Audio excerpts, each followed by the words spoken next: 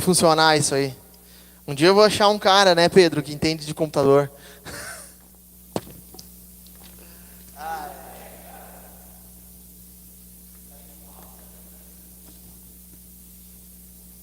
Abra sua Bíblia no livro de Mateus, certo?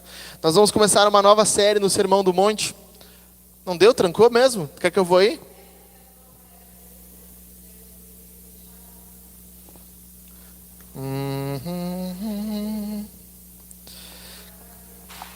Só porque ele levantou vai fechar. Cara, desde ontem isso aí, meu. Eu não sei o que aconteceu nesse computador.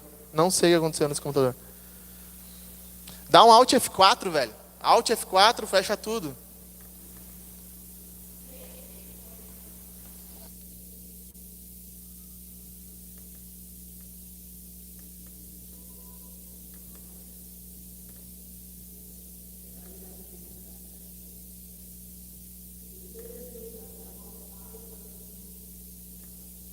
Gente, vamos lá. Leitura do texto antes que eu quebre um notebook, que é uma coisa que eu não quero fazer, tá? Eu vou começar a falar aqui e depois, se Deus quiser, vai aparecer uma apresentação ali. E quando aparecer, vocês fazem, ó, apareceu, beleza? Certo? Então, olha só. O Sermão do Monte. Mateus capítulo 5, Sermão do Monte.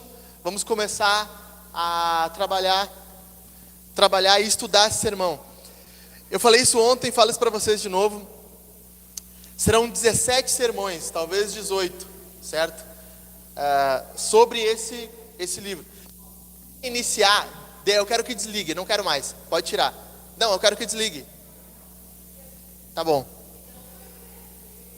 Ó, se der isso de novo, desliga, eu não quero, já falei. Eu sou assim, certo? Sou brabo. Obrigado, cara, obrigado. Agora vocês vão elogiar a arte aqui, tá? Beleza, vamos lá. Certo, por que nós devemos estudar o Sermão do Monte? Eu estava falando isso antes para vocês. Porque nós vamos, durante 17 sermões, estudar o Sermão do Monte. Nós vamos passar pelo que Jesus disse nesse sermão. Um dos sermões mais famosos de toda a história. Falei isso ontem, falo isso de novo para vocês aqui, certo? O Sermão do Monte é um dos discursos mais conhecidos de todos os tempos. Livros são analisados, são escritos. Dale Carnegie escreveu um livro sobre o Sermão do Monte, que é um grande escritor sobre administração. Nós temos pessoas analisando por que o discurso do Sermão do Monte é tão impactante e tão importante. Ele é um dos discursos mais famosos de todos os tempos. É um dos sermões mais famosos de todos os tempos. É daqui, desses trechos que nós vamos analisar durante 17 domingos, que saem, por exemplo, o Pai Nosso. A reza, a oração do Pai Nosso, surge de Mateus capítulo 6, que é um trecho do Sermão do Monte. Também, aquela máxima que todo mundo fala, ame ao próximo, faça o próximo aquilo que você quer que faça consigo mesmo. Mateus capítulo 5, o final desse capítulo. Outra, que nós devemos virar o rosto quando somos ofendidos, também está aqui. Então, tudo que se fala sobre direitos humanos, relações internacionais, muito está voltado aqui. Os direitos humanos, muitos foram tirados daqui, dessa ideia de fazer bem ao próximo, de virar o rosto, de não revidar, uma ideia de união. Então, nós vamos olhar esse texto, olhar esse tema, olhar esses 3 capítulos de Mateus, 5, 6 e 7, porque daqui surgem a grande vasta gama de ensinamentos que as pessoas muitas vezes replicam. E algumas pessoas dizem assim, se nós vivêssemos o Sermão do Monte, se os cristãos vivessem o que está escrito no Sermão do Monte, o mundo seria muito diferente. As pessoas se amariam, o John Lennon não precisaria cantar Imagine, seria um mundo muito melhor, um mundo onde as pessoas dariam as mãos. Mas se tem alguém que viveu esse discurso, encarnou ele, é o próprio Jesus. E o próprio Jesus não foi amado pela cultura. O próprio Jesus foi odiado pelos religiosos e morto por eles.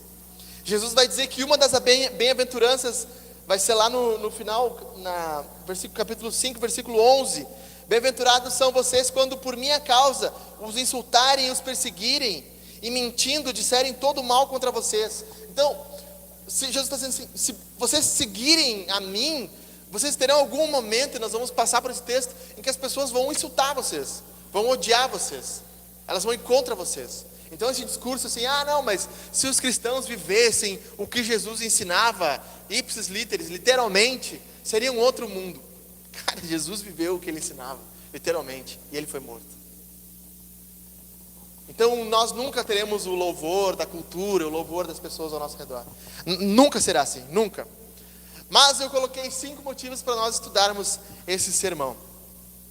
O primeiro desses motivos é dar uma atenção especial à palavra de Deus. Nós vivemos num mundo onde as pessoas não sabem ou não querem mais olhar para o que Deus ensina na sua palavra.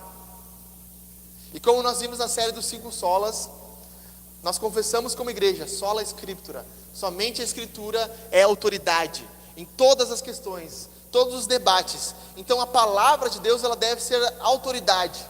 E principalmente nesse texto, onde nós temos, no segundo lugar, um verdadeiro entendimento, um entendimento verdadeiro sobre o que é religião. O capítulo 6 é uma obra-prima. É uma obra-prima dos, como diria Jonathan Edwards, das afeições religiosas, dos desejos religiosos. Jesus vai falar sobre ofertas, Jesus vai falar sobre jejum, Jesus vai falar sobre oração, Jesus vai falar sobre onde o nosso coração busca consolo e segurança, sobre como viver num mundo onde o nosso coração deseja ansiosamente confiar em algo, ou mamon, ou em Deus. Jesus está falando sobre a verdadeira religião. Então olhar para esse sermão, para esses 3 capítulos, é dar uma atenção, ou ter um entendimento real do que é a verdadeira religião. Mas também, em terceiro lugar, se debruçar sobre esses capítulos é ter um entendimento também do que é o cristianismo básico, o cristianismo da forma mais pura. Existia um homem no século XII chamado Pedro Valdo. Ele morava na França. Pedro Valdo decidiu, lendo a escritura, que ele deveria traduzir esse texto, esses 3 capítulos, para a língua francesa. Ele traduziu, começou a ensinar nas praças da cidade dele, onde ele morava, e as pessoas começaram a confiar no Evangelho, e se criou um grupo de cristãos naquela cidade. Porém, a Igreja Católica disse que ele era um sacerdote não oficial, ele não poderia fazer aquilo que ele estava fazendo. Chamou ele a uma inquisição, a perguntas. Ele foi questionado sobre o que ele faria, o que ele estava fazendo. Ele disse: eu estou ensinando o que é o cristianismo para as pessoas. E a Igreja Católica disse: você não pode fazer isso. Então ele foi morto, queimado em uma estaca. Não só ele, como as pessoas que seguiam ele. O cristianismo, da forma mais básica, está expressado aqui. Está expressado nesse sermão, nesse sermão de Jesus, o Sermão do Monte. Em quarto lugar, nós precisamos passar por esse capítulo da Bíblia, desses capítulos tão magistrais. Por quê? Porque é nesses capítulos onde nós ouviremos a voz de Jesus. Grande parte dos evangelhos, eles não têm as palavras de Jesus, literalmente. Tem umas Bíblias que tem as palavras de Jesus em vermelho. Vocês já viram isso aí? Muitas vezes o evangelho é uma narrativa, é alguém contando uma história, e volta e meia alguém cita o que Jesus disse. Porém, nesses 3 capítulos nós temos as palavras de Jesus. Na Bíblia que põe em vermelho, seriam 3 capítulos em vermelho. Jesus ensinando. Então, se nós queremos conhecer alguém, nós devemos passar um tempo com ele, conversando com ele, ouvindo o que ele ensina. E no Sermão do Monte nós temos 3 majestosos capítulos de ensino de Jesus. Se nós queremos saber o que Jesus pensa sobre inúmeras coisas, nós teremos aqui. E o quinto e último motivo porque nós devemos estudar esse sermão é o super trunfo. Quem já jogou super trunfo sabe o que eu estou falando. Tem aquela cartinha que é o trunfo, que tu botou ali, tu ganha de todas, certo? O argumento da morte é o melhor. O cara morreu por isso. Não, então vamos dar um valor.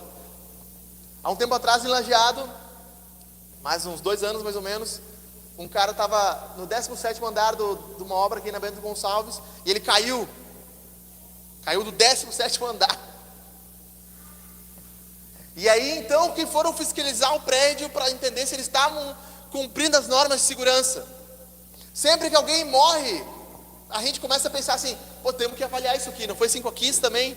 Quanto 260 e poucas pessoas morreram lá?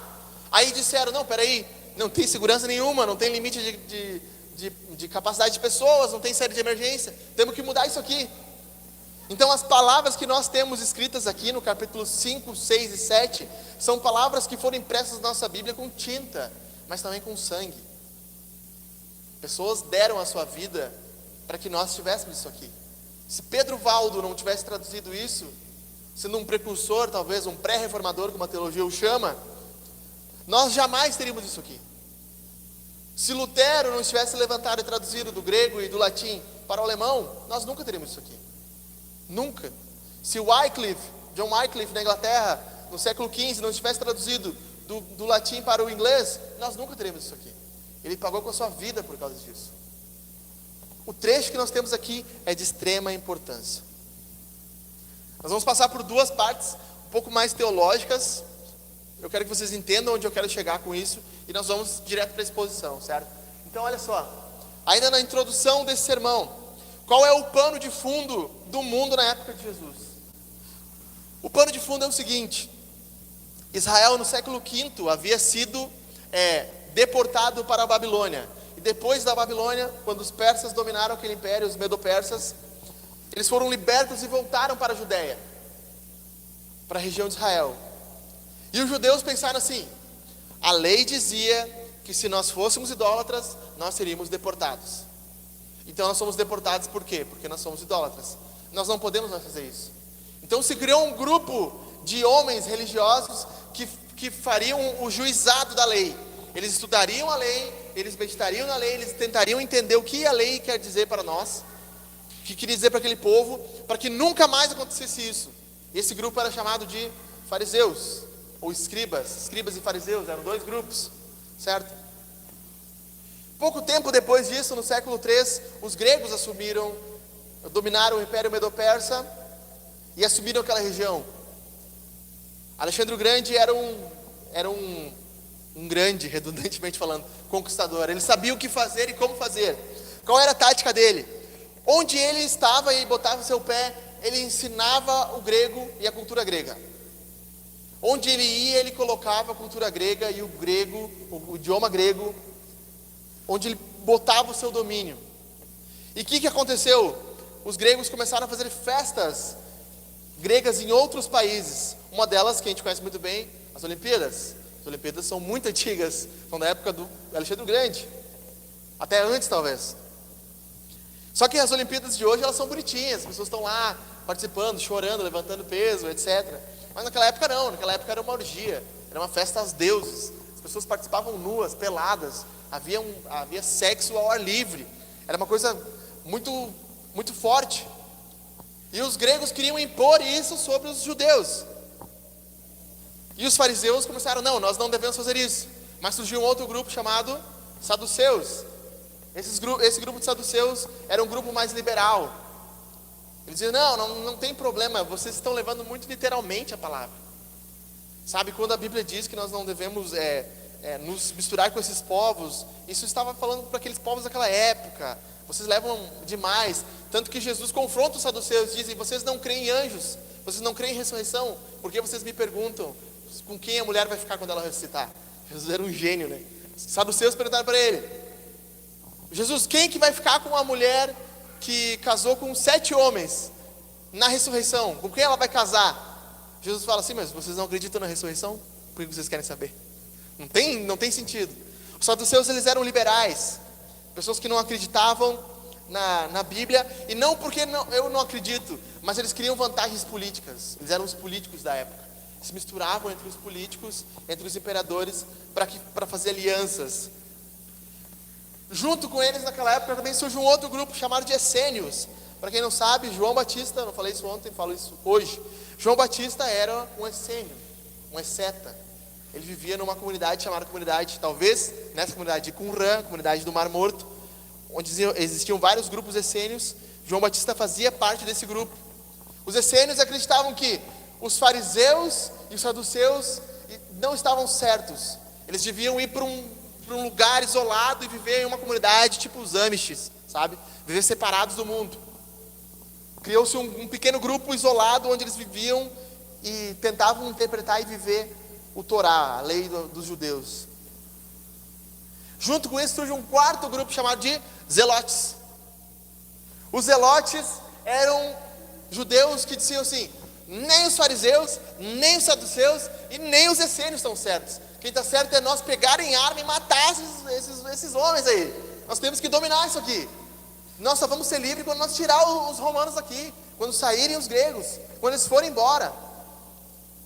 No meio dessa bagunça, claro que anos, aqui resumindo a história em anos, Jesus aparece. E quando Jesus aparece, esses 4 grupos sociais estavam divididos da sociedade. Havia 4 mentalidades muito grandes naquela época. E Jesus, nesse Sermão do Monte, ele confronta cada um desses.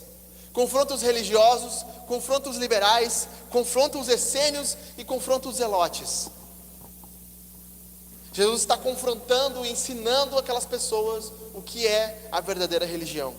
Mas nós vivemos em dias tão iguais quanto aqueles. Nós temos em nosso meio fariseus, religiosos, homens que, se você não se enquadrar no sistema, naquele sistema que eles criam, você não é salvo. Se você não vestir a saia, não usar o coque, não deixar os pelos no sovaco e o bigodão, você não é crente. Se você passar uma maquiagem, um brinco, eu vi uma pregadora lá no Rios do Instagram. Sabe por que não pode usar brinco? Porque o diabo usava brinco. Eu falei, mas de onde ela tirou isso? Onde? Não sei, de repente ela viu o diabo usava brinco, não sei. Ela tirou isso de algum lugar. Religiosos, pessoas que fazem isso. Mas mais do que isso, religiosos são pessoas que dividem o mundo entre salvos e não salvos. Talvez nós mesmos sejamos religiosos. E pensamos assim: quem está aqui na igreja, esses são os certos. Quem está lá fora, esses são os errados. São religiosos, mentalidades de religiosos. Também, entre nós, existem os saduceus, pessoas liberais, pessoas que não vivem e não acreditam na Bíblia. A palavra final não é o que Jesus disse, mas o que Einstein disse. A palavra final é o que o filósofo mais moderno disse. A verdade absoluta é a teoria da relatividade, que já foi mudada 5, 6 vezes. Eles se vendem, negam a religião por causa da cultura. Se associam de tal forma à cultura que vivem como as pessoas do mundo. São mundanos, são liberais em sua mente.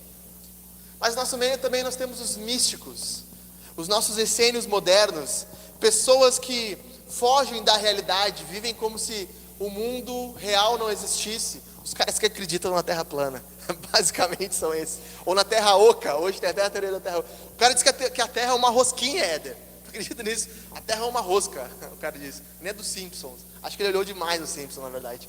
Não sei.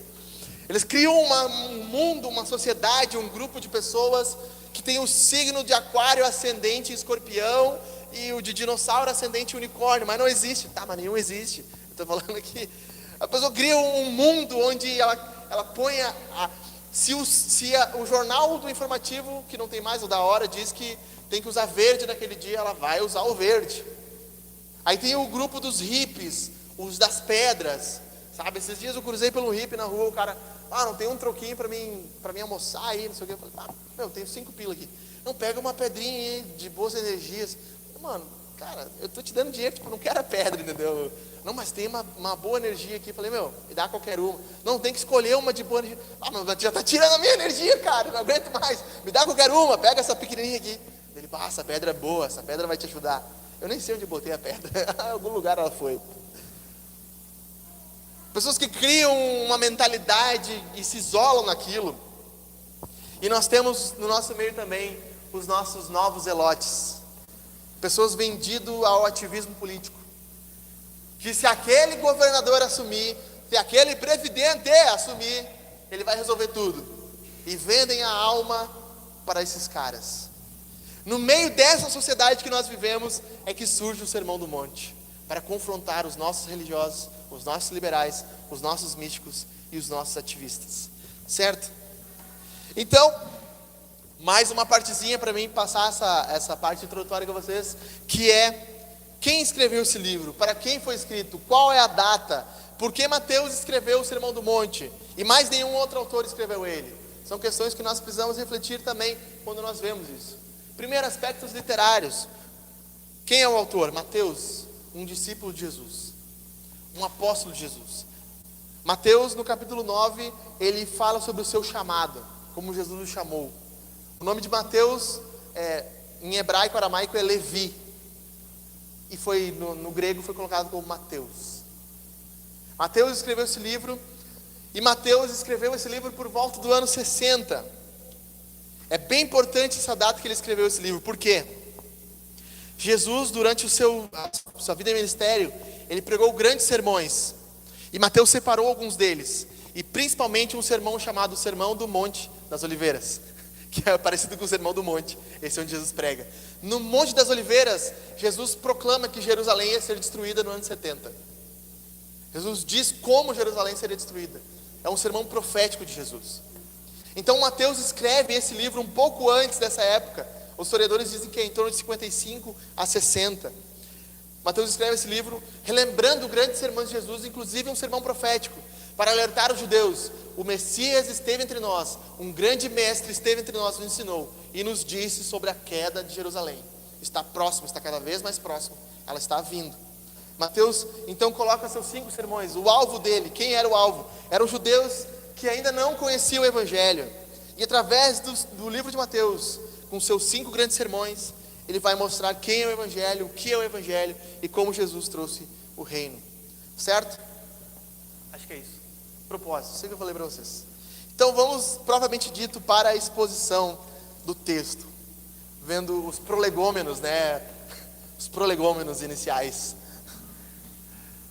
Semana 1 do Sermão do Monte, capítulo 5, versículo 1 ao 3. Se você quiser acompanhar comigo, nós vamos ler na versão NAA. Ao ver as multidões, Jesus subiu ao monte. Ele se assentou e os seus discípulos se aproximaram dele.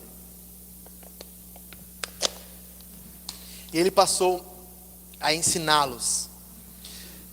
E Jesus disse, versículo 3: bem-aventurados os pobres de espírito, porque deles é o reino dos céus. Certo? Certo? É esse trecho. Vamos orar? Feche seus olhos para nós orarmos aqui. Senhor, obrigado por esse trecho da Escritura. Fala ao nosso coração através disso, Deus. É a Tua palavra sendo lida, aplicada e pregada a nós. Abra os nossos ouvidos espirituais para entender o que o Senhor tem dito aqui para nós. Em Teu nome, Jesus. Amém e amém. Se você estiver lendo Mateus em sequência, você vai ver que Jesus começa o ministério dele no capítulo 4, pregando que o reino de Deus está vindo. E no final do capítulo 4, Mateus nos diz que ele começou a andar pela Galileia, curar enfermos, expulsar demônios e anunciar o reino de Deus. As pessoas começam a ver a fama de Jesus, começam a buscar ele, buscar o ensino dele. Jesus se torna alguém famoso, algo que ainda não se tinha visto. Então, diante desse contexto, Jesus começa a ver as multidões. Mateus nos mostra isso. Jesus vê as multidões. Jesus olha para as multidões. Algo muito claro aqui na linha de Mateus. Ele está dizendo que as pessoas, que Jesus anunciava o reino, pregava, curava, expulsava demônios, e o seu ministério estava crescendo na Galileia. Então ele vê as multidões. Jesus olha as pessoas e diz assim, e vê aqueles rostos no meio da multidão, sem nome nenhum talvez, pessoas que estavam vindo buscando cura, um milagre, pessoas que estavam vindo buscando talvez um pão, pessoas que talvez ouvir um grande teólogo, um mestre em Israel. Havia vários motivos para aquelas pessoas estarem aqui naquele momento. Jesus olhou aquelas pessoas, virou para elas, viu elas, visualizou elas. Então ele sobe ao monte, ele sobe numa montanha para se colocar numa posição mais elevada, aproveitando a acústica daquele local, e ele se assenta. E diferente de nós hoje, naquela época, os mestres judeus, eles sentavam e as pessoas ficavam de pé. As pessoas levantavam em respeito e o mestre sentava. E quando o mestre judeu sentava, era um sinal que ele iria ensinar. Era um sinal que ele ia começar a falar. Então Jesus se assenta, em sinal que ele vai começar a ensinar. E imediatamente, Mateus diz, e os seus discípulos se aproximaram dele. Enquanto a multidão estava ao redor e viu ele se assentar, os que se aproximavam eram os discípulos. Os discípulos iam até Jesus e diziam em seu coração: ele vai pregar, ele vai ensinar algo, e eu quero ouvir cada respiração, cada sílaba, cada palavra, cada tio, cada vírgula que ele falar. Eu quero ouvir, eu quero estar perto, eu quero sentir a vibração da sua voz, o seu peito vibrando quando ele falar em alta voz. Eles queriam ouvir aquilo. E não tem como não fazer uma relação, uma correlação aqui com outro monte. O judeu que está lendo isso aqui, certamente ele ia pensar: não, peraí, ia dar um plim, tem uma coisa aqui muito parecida. Num monte, um homem ensinando. A mente do judeu imediatamente ia se colocar no Monte Sinai, onde Moisés desce com as tábuas da lei. Mas no Monte Sinai, para quem leu o que acontece, Deus fala: aquele que tocar no monte será morto, há raios, trovões. As pessoas dizem: não, Moisés, não deixe que nós falemos com Deus, fala você com Deus, que se nós ouvirmos a voz de Deus, nós vamos morrer. No Monte Sinai há morte, há condenação. No Monte Sinai há afastamento, há divisão. No Monte da Galileia há aproximação, há graça, a palavra de amor e consolo. Há um chamado aos homens: vocês podem se aproximar, vocês podem sentar perto. O monte que fumegava e matava não é mais esse. Há um homem aqui, um Deus encarnado, que vai ensiná-los com graça. E a graça permite com que os homens se aproximem e sentem mais perto desse Jesus. Mateus continua dizendo, e entra necessariamente nas bem-aventuranças, que Jesus passou a ensiná-los. Jesus direciona o seu ensino não à multidão, aos discípulos. Jesus olha a multidão, mas ensina os discípulos. Fala em alto e bom som, mas fala aos seus discípulos. E Jesus vira para eles e inicia o seu sermão de uma forma inesperada, que talvez nenhum de nós fôssemos começar. Ele diz assim: bem-aventurados os pobres de espírito, porque deles é o reino do céu. Qualquer comunicador e animador e palestrante jamais começaria dessa forma um sermão.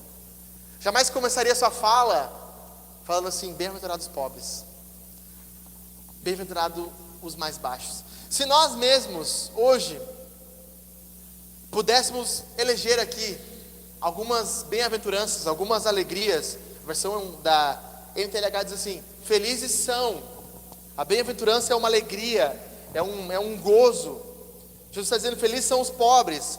Se nós pudéssemos dizer assim, levantar aqui, como Jesus levanta 8 bem-aventuranças, 8 coisas. Se nós pudéssemos dizer: bem-aventurados são os que têm 20 mil seguidores, bem-aventurados são os que faturam 5 dígitos por semana, bem-aventurados são os que têm um carro automático esportivo, bem-aventurados são aqueles que têm uma família bem estruturada, bem-aventurados são aqueles que nunca passaram por nenhum trauma na sua vida, bem-aventurados são aqueles que é pai de pet, tem um pet para ser pai. O que deixaria o nosso coração alegre? Quais seriam as alegrias que nós teríamos levantado aqui? O que Jesus vai nos mostrar aqui é contracultural, tanto para aquela época quanto para nós. Ele começa dizendo: felizes são os pobres de espírito. Nas livrarias que nós vamos hoje em dia, você vai achar muitos livros assim: seja o não vou falar, seja o melhor, mande todos a merda, você é o melhor, você pode ser o melhor, seja o melhor hoje, seja o melhor de todos, 10 passos para você ser o grande, o maioral. O mundo valoriza os fortes, A teoria da evolução fala sobre isso.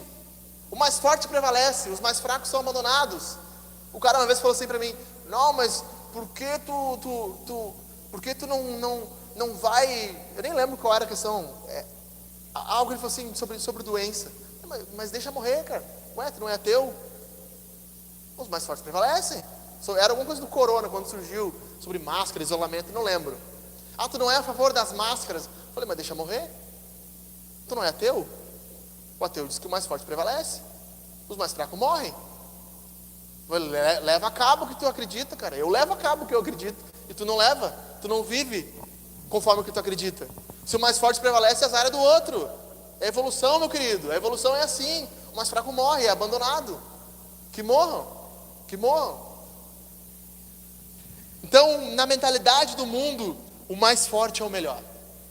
Quanto mais forte, melhor. Mas infelizmente isso entrou nas igrejas. Se fosse só o mundo já era trágico. Mas hoje nós temos pastores com a sua sobrancelha feita, com seu cabelinho engomado, com seus dentes embranquiçados pelos tratamentos, falando coisas como o Thiago Brunet, dizendo assim: Deus tem o lápis e você tem a borracha. Você tem o poder de apagar o que Deus escreve. Mas eu fico pensando, onde é que o cara achou isso aqui, meu? Jesus começa dizendo: felizes são os pobres. O cara está dizendo: não, você tem o poder. Ah, você é o ponto fraco de Deus. Ele dá um tapa na coxa ainda. David Leonardo. Nada contra, mas tudo contra. O cara é um baita comunicador, se comunica bem, fala bem. Mas como diz Provérbios, onde há muitas palavras, há estultícia, há ignorância, há erro. Muitas coisas que ele fala são emocionalismos baratos. Você é bom, Deus te ama, Deus te quer, Ele está apaixonado por você. Jesus é aquele menininho, sabe, dos filmes americanos, que ele vai na janela da guria com uma caixinha de som, levanta aqui: oi Jéssica, eu te amo, vamos para o baile, eu e você. Para essas pessoas, Jesus é um jovem adolescente apaixonado. Um dos maiores escritores cristãos do nosso tempo, Augusto Cury, psiquiatra e cristão. Nem os psiquiatras gostam, nem os cristãos. Eu não sei porque ele se diz os dois. Há uma confusão nisso. Ele tentou agradar os dois, não agradou nenhum. Em um dos seus livros ele escreve assim, ó: você precisa se sentir bem consigo mesmo. Você precisa se aceitar, porque você foi criado para isso. Uau! Uau! Óbvio que nós precisamos se sentir bem, óbvio que é importante isso. Mas parece que para eles o propósito final da nossa vida é isso. A pregação coach evangélica é um veneno. E como um veneno, a não ser aqueles rios do Instagram lá, o primeiro dia de assassino de aluguel, o cara põe ali e põe o dedinho. O veneno ele é disfarçado, você põe o veneno e a pessoa não percebe. E as pessoas estão tomando aquilo e se envenenando, estão morrendo, indo atrás daquilo. Jesus começa esse sermão quebrando os padrões, invertendo tudo. A pobreza nunca é e nunca será bem vista. E não é uma pobreza, o cara mora numa casinha, mas não tem comida. Jesus está falando de um mendigo. A palavra que Jesus está usando aqui é um mendigo, é um miserável. O judeu talvez olhasse aquilo ali e dissesse assim: meu pai, como assim bem-aventurado o mendigo? Como é bem-aventurado o cara que não tem nada, ele está perdido. E na nossa mente também isso pode acontecer, porque nós valorizamos isso: bem-estar, dinheiro, riquezas, status. Mas quando Jesus começa o seu sermão, ele começa a dizer assim: bem-aventurados são os pobres. As pessoas talvez olhassem aquela montanha que Jesus estava e dizendo assim: mas eu não quero subir essa montanha para ouvir isso aqui que ele está falando. Não é possível. Bem-aventurados os pobres de espírito, os pobres em espírito. O que Jesus está ensinando aqui? A verdade para nós hoje e sempre, e para os religiosos, é que nós somos miseráveis, espiritualmente falando. Todos nós, os que estão hoje aqui, os que não estão, os que estavam ontem numa balada se pegando e os que estão aqui hoje ouvindo a palavra. Nós somos miseráveis, nós somos pobres. Olha o que Isaías 64, versículo 6 vai dizer. Eu vou ler para vocês, se não quiser anotar para acompanhar depois, não tem problema. Isaías vai dizer assim: nós somos como impuro. E ele fala de novo: todos nós. Todos os nossos atos de justiça são como um trapo imundo. O trapo imundo, naquela época do Antigo Testamento não existia papel higiênico. Então como é que os judeus se limpavam? Com pedaços de pano. Pedaços de pano que eles limpavam as suas fezes e jogavam fora. Aquilo era um trapo imundo. O que Isaías está dizendo é que todos nós, indiferente de quem somos, raça, cor, credo, tamanho, largura, todos nós somos pobres e miseráveis. Todos os nossos atos de justiça são como trapo imundo. A nossa cesta básica, a nossa ida ao asilo ou ao orfanato, a nossa oferta de dinheiro, as nossas melhores obras, a NTLH vai dizer, as nossas melhores obras são como um trapo imundo. Tudo que nós fazemos está envedado em pecado, está banhado no pecado. E o pecado afeta tudo. E Jesus trata o pecado como uma dívida. A Bíblia mostra o pecado como uma dívida. A oração do Pai Nosso: perdoe as nossas dívidas, como nós perdoamos aqueles que nos ofendem. Jesus entende e ensina no Sermão do Monte que o pecado é uma dívida. Nós estamos negativados. No SPC do céu, quando nós vamos entrar, o anjo Miguel vai consultar o nosso CPF e vai dizer: não pode, você está negativado. Mas como assim? Você está negativado, e o que está negativando o seu nome se chama pecado. Você não tem capacidade nenhuma de comprar a salvação para o céu. Todos nós, eu e você, estamos negativados. Jesus conta uma parábola, porque uma mulher entra numa refeição onde ele estava jantando com os mestres da lei, e ela entra numa refeição, era uma prostituta, e molha os seus pés e começa a lavar os seus pés com a sua lágrima. E os fariseus dizem assim: como você deixa uma mulher imunda tocar em você? E Jesus olha para eles. O nome do fariseu é Simão. Ele diz: Simão, existia um homem que devia 50 denários. O denário era o salário de um dia de trabalho. Então esse homem devia 50 dias de trabalho. Ele não tinha nem como se alimentar, porque já estava devendo 50. Ele devia 50 denários. E um outro homem, Simão, que devia 500 denários. 1 ano e meio de trabalho estava devendo. E os dois foram ao seu senhor, e os dois foram perdoados da sua dívida. Simão, quem amou mais? Simão diz: óbvio que foi o mais perdoado.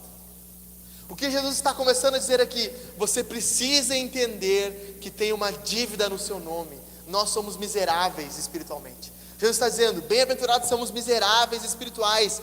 Bem-aventurados são aqueles que são pobres. Felizes são os que entendem que são pobres, porque a pior coisa é um mendigo que não quer se ajudar, não quer entender. Nós trabalhamos na Casa da Acolhida um tempo aqui em Lajeado, e nós visitávamos mendigos, e tinha mendigos que não se portavam como mendigos. Eles não entendiam que eles eram mendigos. O dinheiro que eles ganhavam, eles queriam usar em droga, em bebida.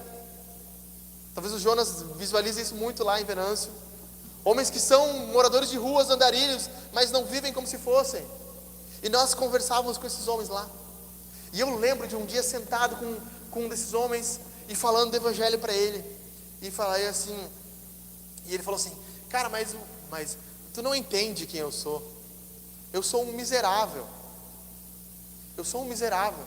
Daí eu lembro que eu botei assim o braço em cima dele e falei assim: cara, tu não entende quem eu sou. Eu sou um miserável. Eu e tu somos miseráveis espiritualmente. Eu e tu não temos a mínima condição de entrarmos no céu. Eu e tu não temos como acessar o reino de Deus. Nós somos pobres. Nós estamos miseravelmente perdidos. O que acontece? Jesus quer que nós entendamos uma coisa que a nossa cultura não entende. João Calvino, no seu livro chamado Institutos da Religião Cristã, no capítulo 1, ele começa assim: sobre o conhecimento de Deus e o conhecimento de nós mesmos. Esse é o primeiro capítulo da Instituta. E João Calvino fala assim: o maior erro dos homens é tentar conhecer os homens olhando para os homens, porque o verdadeiro conhecimento dos homens está em olhar para Deus, porque quando nós olhamos para Deus, nós conhecemos quem nós somos. E João Calvino diz: é como se um agricultor saísse para procurar uma chave à noite, ele não acha porque não há luz. Assim são os homens olhando para os homens e tentando se identificar. Mas quando vem o sol do pino, o sol do meio-dia, o sol que ilumina tudo, o agricultor sai à rua e consegue enxergar.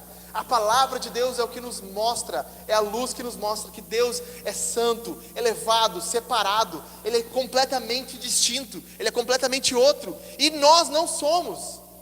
E que todos nós, como Paulo diz, estamos em pecado, e que todos somos pecadores, que todos nós estamos devendo, e que todos nós não temos como ir a Deus, porque o acesso a Deus é algo impossível, somente um ser eterno pode fazer isso, e é o que Jesus fez. É ali que é vencida a nossa pobreza. Jesus começa a dizer: o reino de Deus é dos pobres. E por quê? Por que Jesus está dizendo isso? Jesus está dizendo assim: quando nós entendemos que nós não temos nada, é que nós ganhamos o reino. Olha o que Paulo vai ensinar aqui. Olha o que Paulo ensina em 2 Coríntios 8. Isso aqui é demais. Paulo estava ensinando os coríntios a respeito do dinheiro. Eles não queriam ofertar. E Paulo está dizendo assim: vocês não entendem. Vocês não entendem. Vocês são abençoados. Vocês já foram tão abençoados. Por quê? Porque Paulo está dizendo assim: pois vocês conhecem a graça, o dom imerecido, o favor de Deus, do nosso Senhor Jesus Cristo, que, sendo rico, se fez pobre por amor a vocês, para que por meio de sua pobreza vocês se tornassem ricos. O que Paulo está dizendo aqui? Há uma substituição. O ser eterno, que era extremamente rico, extremamente misericordioso e bondoso com o mundo criado, ele se esvazia de si mesmo, se torna um homem pobre, a ponto de não ter onde reclinar a sua cabeça, a ponto de nascer numa manjedoura, no meio de animais, porque não tinha onde ele reclinar, onde ele nascer. O ser que era extremamente poderoso se torna fraco. O ser que era extremamente autossuficiente se torna dependente de sua mãe, terá que mamar no peito para viver. O ser que não dependia de nada começa a depender de seu pai, José, para ter alimento. Deus era rico e se fez pobre, para que os pobres se tornassem ricos. E por isso que Jesus diz: bem-aventurados são os pobres de espírito, porque deles é o reino de Deus. É a substituição que Deus faz. O Filho é abandonado na cruz para que nós fôssemos achados. O Filho se torna pobre para que nós se tornássemos ricos. Escuta isso quando Jesus olha para o jovem rico. O jovem rico vem até Jesus: mestre, o que eu farei para herdar a vida eterna? E Jesus olha para ele: ninguém pode herdar a vida eterna. Você terá que abandonar tudo que você tem, sua riqueza também. E o jovem rico abaixa sua cabeça e não consegue. A Bíblia diz que Jesus olha para ele e o ama. E eu penso que na mente de Jesus tivesse um paralelo naquele momento. Há um jovem que tem uma riqueza, mas que não consegue abandonar. Há um outro jovem que fala para aquele jovem que era completamente rico e que abandonou tudo. Há um jovem que desce do seu trono celestial e se torna homem. E há um homem que não abandona a riqueza. Então Jesus olha para ele e ama aquele homem e pensa assim: você não sabe tudo que eu fiz para estar aqui falando essas palavras. Jesus nos chama a abrir mão de tudo por causa do reino, porque é abrindo mão de tudo é que nós ganhamos. Quando nós, como um mendigo, nos sentamos e dizemos assim: Senhor, por favor, se não for a tua mão e a tua graça, se não for o teu perdão, Jesus, se não for tu agir, Senhor, não tem como, eu nunca serei salvo. Nunca acontece. Mas quando nós nos levantamos e dizemos: não, mas eu sou um bom homem, eu faço boas coisas, eu mereço ir ao céu, nós nunca ganharemos o reino de Deus. John Bunyan escreve no final do seu livro, quando o cristão está passando pelo rio da morte, ele diz que vê passando o homem, agora eu esqueci o nome dele, ontem eu também esqueci e esqueci de novo. O homem é algo assim, é orgulhoso, autossuficiente.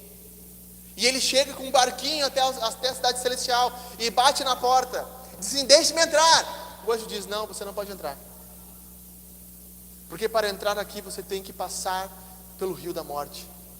Ele diz: não, mas eu trilhei todo esse caminho aqui, eu passei por todo esse caminho, andei por tudo aqui, eu quero entrar na cidade celestial.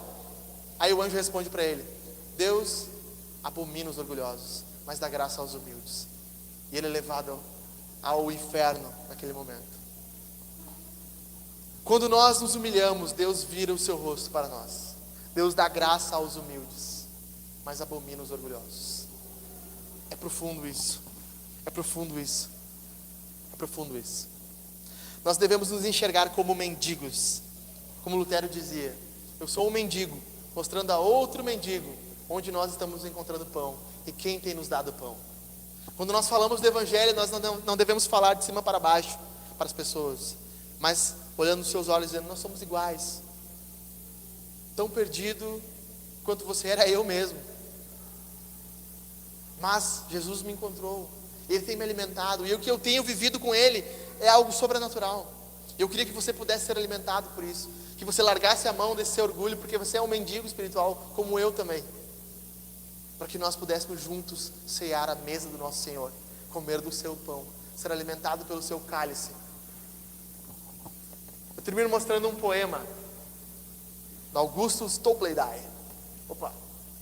É um poema lindo, que está no final do capítulo do Martin Lloyd-Jones, do livro Estudos no Sermão do Monte. Ele cita esse hino, que diz assim: nada trago em minhas mãos, não trago nada em minhas mãos, só a tua cruz me apego, ó Senhor.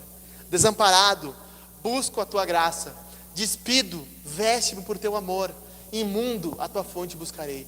Lava-me, ó Salvador, ou morrerei. Nossa, ou morrerei. Não há outra esperança, não há outra esperança para os homens, senão a mão do Senhor agindo em nosso meio. Eu termino esse sermão fazendo 3 perguntas para nós. A primeira dessas perguntas é: quem somos nós? Quem somos nós? Nós somos a multidão ou nós somos os discípulos? Nós buscamos a Jesus como um amigo ou nós buscamos a Jesus como um banco, onde nós colocamos nosso cartão de crédito e dizemos: eu tenho dinheiro aí, máquina, me dê agora. Nós olhamos para Deus e dizemos: não, Deus, você tem que me abençoar porque eu sou uma pessoa boa. Nós olhamos para Jesus como a multidão, como discípulos. A multidão buscava cura. Alguns buscam a Jesus como buscam um remédio numa caixinha de remédios. Eu vou tomar um paracetamol porque eu estou com dor de cabeça. Agora minha vida está uma bagunça, então eu vou clamar a Jesus. Então eu vou ir a Jesus. A multidão age assim. A multidão procura um mestre, um guru, um teólogo, um ensino. O que nós procuramos? O que nós buscamos? O que o nosso coração busca? Nós valorizamos as palavras de Jesus quando a Bíblia é aberta. O nosso coração se silencia. Nós nos aproximamos com o nosso coração dizendo: Senhor, fala-me agora. Através da boca desse homem que irá pregar, ele vai ler a tua palavra, vai explicar a tua palavra, que isso fale ao meu coração. Nós valorizamos o culto, o ensino público das Escrituras. Nós valorizamos a Escritura no nosso particular, nosso culto caseiro, diariamente, abrindo as Bíblias nas nossas casas, com as nossas famílias, ou de forma pessoal, sozinho, e lendo a Escritura em voz alta, dando valor à palavra de Deus, às palavras de Jesus. Ou quando nós saímos daqui no domingo, nós nos tornamos quem nós somos de verdade: um hipócrita, um mentiroso, um iracundo, um falso, um ator de teatro que no domingo é um cristão, mas na segunda é um pagão. Se o cristianismo não muda a tua segunda, ele não muda nada. O que você faz quando ninguém te vê? O que o seu coração deseja quando você passa no Reels do Instagram e tem uma mulher ali? O que você faz quando você recebe um vídeo de pornografia? O que você faz quando você é tentado a mentir, a adulterar, a ceder aos seus desejos? O que você faz quando ninguém te vê fazendo, como cantava o Dinho, Capital Inicial? O que você faz quando ninguém te vê fazendo? Ou o que você iria fazer se ninguém pudesse te ver? Quem somos nós? Essa é a primeira pergunta. A segunda pergunta que nós temos que responder é: como nós nos enxergamos?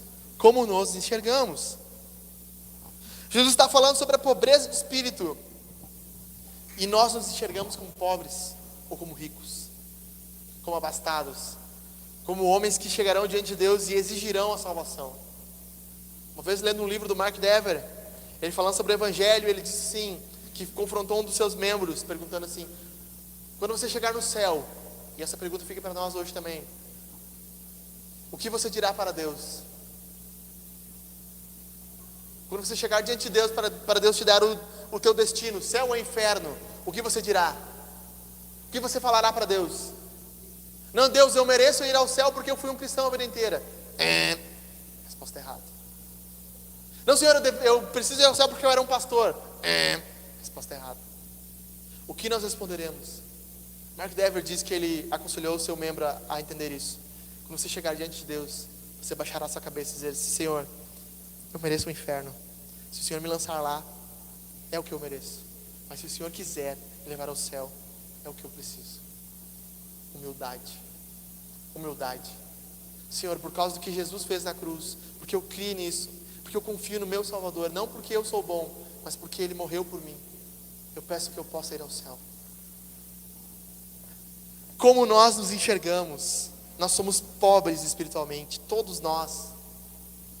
A mania dos crentes é achar que nós somos melhores do que os não crentes. Nós não somos. Nós somos iguais. Nós somos todos pobres espiritualmente, todos falhos. Como nós enxergamos como pobres e como mendigos agem então quando eles precisam de alimento, eles vão até alguém e pedem: por favor, cara, tu me dá uma moedinha, eu preciso comer, eu estou com fome. Ele bate na janela do teu vidro: cara, tu tem uma moedinha para me dar? Eu vim da Venezuela, eu estou sem dinheiro nenhum. Como nós nos chegamos até Deus dizendo assim: Senhor, eu preciso da tua graça, eu preciso do teu perdão, eu preciso que tu age em minha vida. Eu preciso estar ali, Senhor, para receber de Ti, para que o meu coração seja transformado, porque eu não consigo.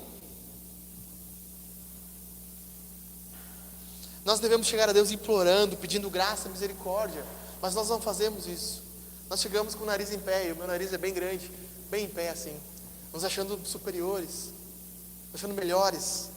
Eu sou pastor, eu sou missionário, eu sou o maior dizimista, o que mais oferta, arrotando santidade. E nós não entendemos que o Evangelho é sobre um Deus rico que se fez pobre, para que os pobres espirituais se tornassem ricos, para que os pobres espirituais ganhassem o reino.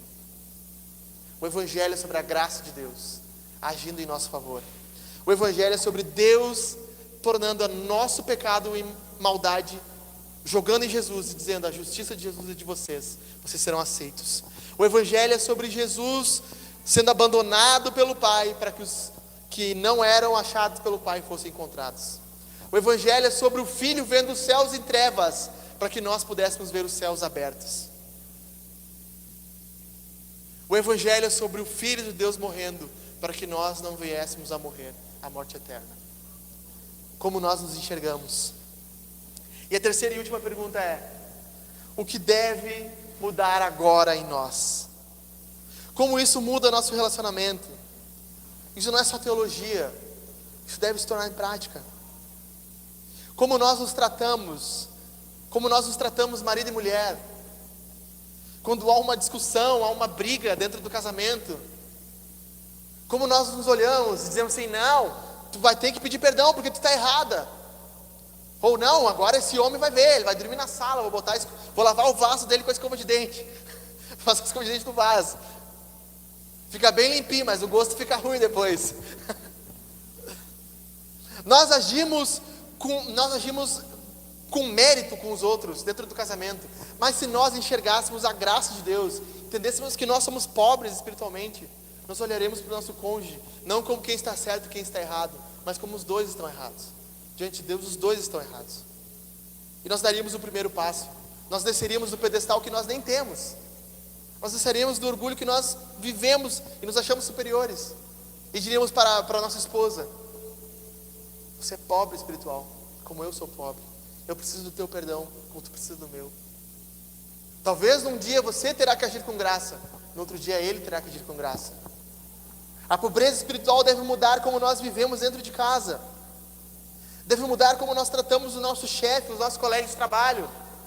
O mundo fala muito de competição, que você tem que passar por cima de alguém, vencer ele, ser melhor do que ele. Mas se nós olhássemos todos os nossos colegas, e os nossos chefes, e os nossos subalternos, como pobres de espírito, nós agiríamos com graça. Quando o nosso garçom no nosso lanche demora para vir, nós dizemos: ei cara, o que está acontecendo, meu?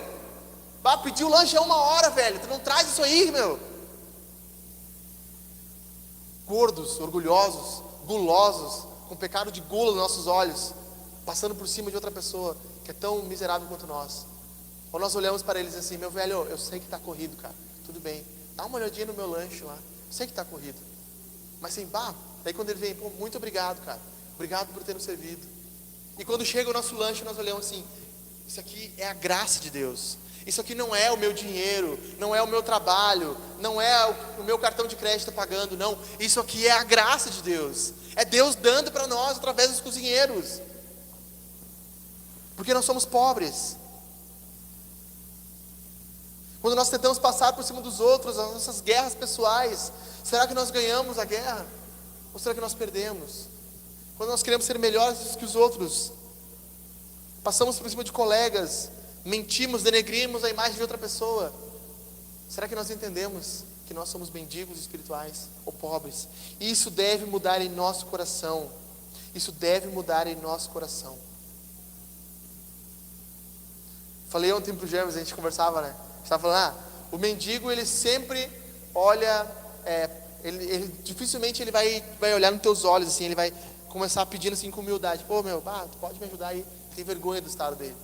Alguns, nem todos, a grande maioria. Será que nós, como pobres espirituais, não deveríamos repetir isso uns com os outros, quando nós falamos com os outros, em humildade, em graça? Se coloque de pé, vamos encerrar.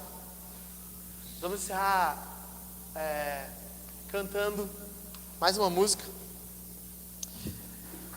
E eu quero te convidar agora, nesse momento, a responder esse sermão com fé.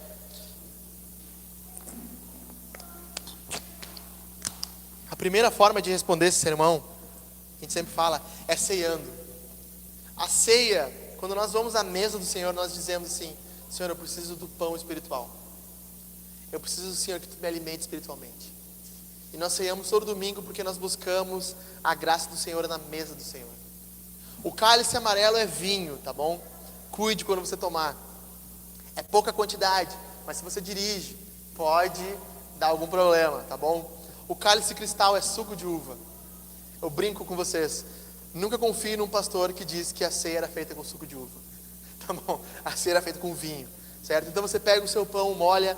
Nós temos o costume aqui em Angar de esperar um pelos outros. A segunda forma é cante. Nós vamos cantar Grande é o Senhor. Nós vamos cantar essa música. Eu quero que você cante com força, com vontade. Que nós celebremos o nome de Jesus. E a terceira forma, durante a música, enquanto nós estivermos cantando, você vier pegar o seu pão, se você quiser se sentir desafiado em seu coração a ofertar, nós temos o Pix.